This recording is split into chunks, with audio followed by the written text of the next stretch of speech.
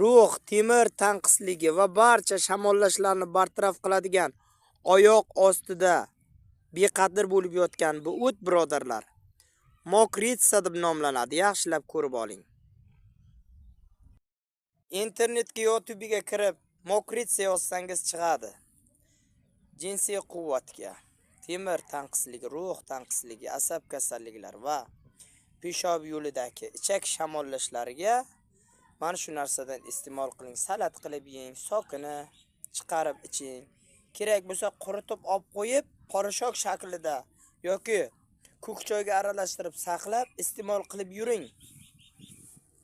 Immunomodulyator, haqiqiy toza, tabiiy antibiotik.